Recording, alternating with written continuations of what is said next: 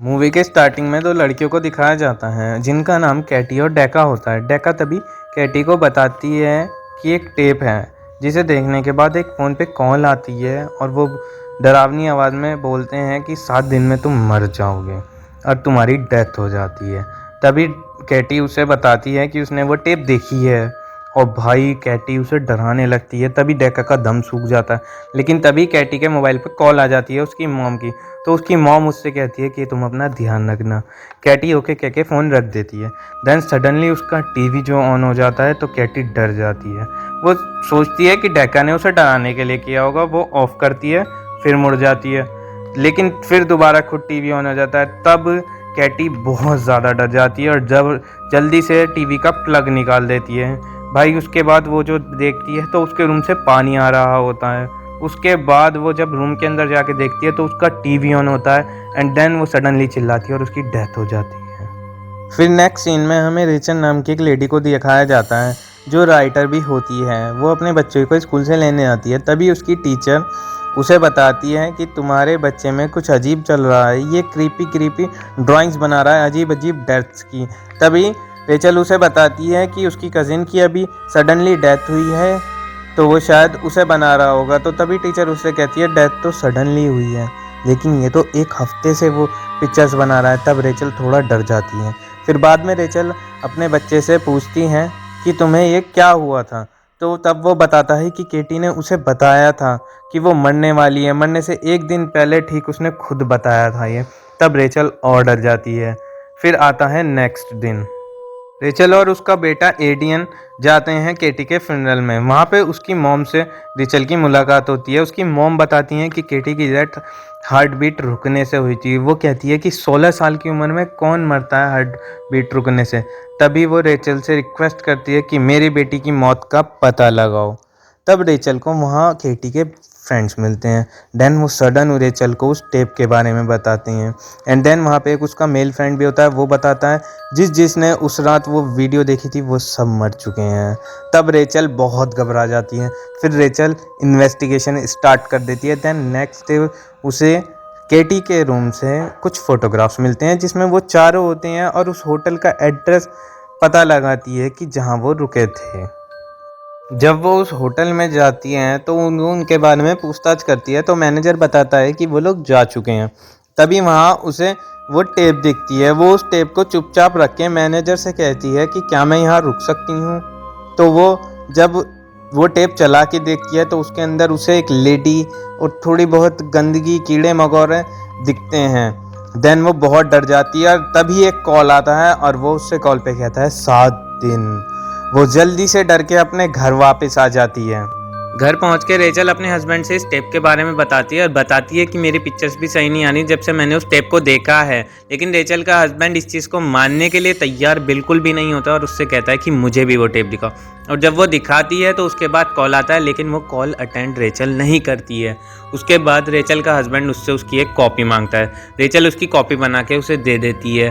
तो जब वो चेक करता है उस टेप में उसे कोई सिग्नेचर नहीं मिलता है जिससे पता चलता है कि ये रिकॉर्डिंग कहाँ की गई है, कहाँ बनी है। उससे उसे कुछ भी प्रूफ नहीं मिल पाता है। रेचल का हस्बैंड उसे बताता है कि ये टेप किसी भी कैमरे से रिकॉर्ड नहीं की गई है क्योंकि कैमरे का रिफ्लेक्शन मिरर में नहीं आ रहा होता है।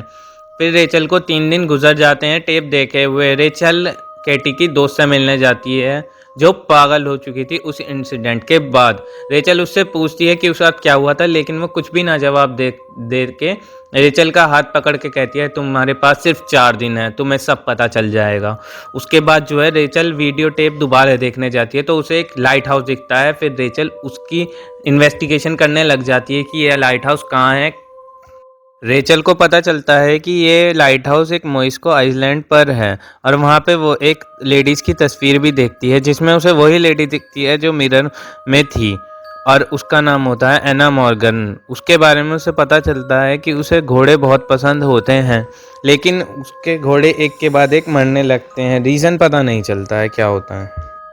रेचल एना मॉर्गन का फेस खराब कर देती है पेन से। तभी उसे याद आता है कि उसका बेटा भी तो ऐसे ही स्केचेस बना रहा था।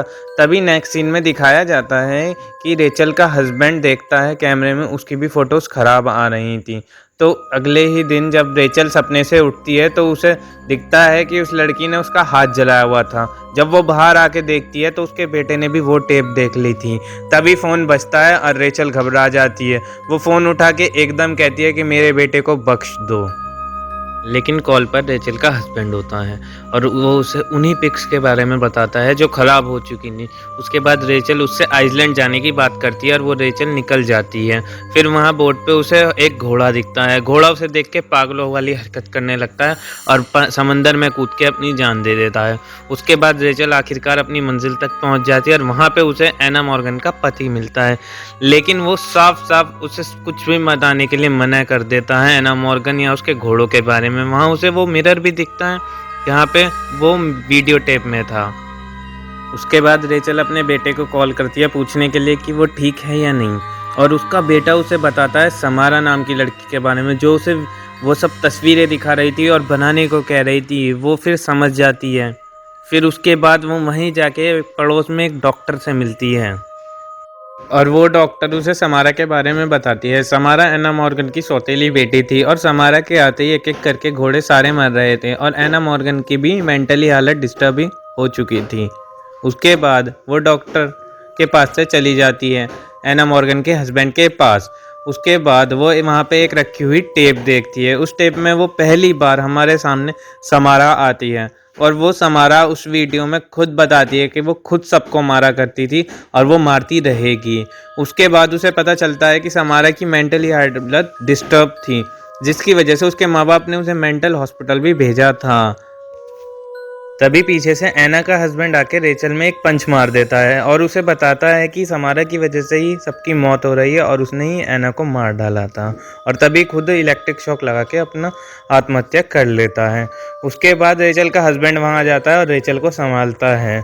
उसके बाद रेचल को अचानक घोड़ों की बात याद आ जाती है और वहाँ अस्तबल में जाके देखती है तो वहाँ उसे एक सीढ़ी नज़र आती है। उसके ऊपर वो जाके देखती है तो वहाँ पे एक चेयर, टीवी और उसे एक ट्री की ड्राइंग नज़र आती है। वो समझ जाती है कि यहाँ पे समारा रही करती थी और उसे घोड़ों से क्यों नफरत थी, क्योंकि उसके पेरेंट्स ने उसे वहाँ रखा हुआ था, क्योंकि उसे वो पेरेंट्स को परेशान करती रहती थी और अपनी सुपर नेचुरल पावर यूज़ करके वो घोड़ों को दृश्य दिखा दिखा के मार रही थी। उसके बाद वो दोनों वापस आ जाते हैं और रेचल का हस्बैंड बॉल से भरा जार फेंक देता है और वो एक जगह जाके फ्लोर पे रुक जाते हैं और रेचल का हस्बैंड वहीं से फ्लोर को तोड़ने लगता है। उसके नीचे फिर मिस्ट्री का खुलासा होना शुरू हो जाता है। वहाँ पे उन्हें मिलता है एक वेल। वहाँ पे वो खड़े हुए देख ही रहे होते हैं, तभी पीछे से एक टीवी आकर रेचल को लग जाता है और रेचल कुएं में गिर जाती है। उसके बाद उसके अंदर एक लड़की उसका हाथ पकड़ती है और दृश्य दिखाती है और रेचल को पता चलता है कि समारा को उसकी माँ ने ही गला घोंटकर मारा था। उसके बाद उसकी गोद में समारा की बॉडी होती है जो देखते ही देखते कंकाल में बदल जाती है। उसके बाद पुलिस आती है और उन दोनों को निकालती है। फिर रेचल को लगता है कि शायद अब सब ठीक हो चुका है, क्योंकि समारा यही चाह रही थी कि उसकी स्टोरी कोई सुने। वो जाके घर पे अपने बेटे को ये सब बात बताती है और वो कहता है कि समारा बुरी लड़की थी, आपने ये क्या कर दिया। फिर उसे के नाक से ब्लड आने लगता है। तभी रेचल को एहसास होता है और फिर नेक्स्ट सीन पे हम आते हैं। भाई नेक्स्ट सीन में सबसे बड़ा क्लाइमैक्स, भूतनी की एंट्री, जिसका पूरी फिल्म में हमें इंतज़ार रहा। रेचल के हस्बैंड की जगह वो वहाँ पे बैठा रहता है, तभी वो टीवी में से निकलती है और भाई उसकी लिटरली फट जाती है। फिर वो वहाँ पे मार देती है। रेचल इतनी देर में उसे बताने ही आ रही होती है, वो आके जो देखती है तो वो मरा हुआ होता है और उसका फेस खराब हुआ हुआ होता है। फिर रेचल अपसेट हो जाती है और कंफ्यूज हो जाती है कि उसने सबको मार दिया, उसे क्यों छोड़ दिया। उसके बाद वो अपने याद करती है बात को कि उसने एक कॉपी अपने हस्बैंड को दी थी, तो वो वही कॉपी दोबारा अपने बच्चे से बनवाती है। फिर उसका बच्चा कहता है कि मम्मा वो सबको मार देगी और मूवी यहीं एंड हो जाती है। तो दोस्तों कैसी लगी आपको मेरी एक्सप्लेनेशन? अगर पसंद आई हो तो लाइक, शेयर एंड सब्सक्राइब कर दीजिएगा। Thank you.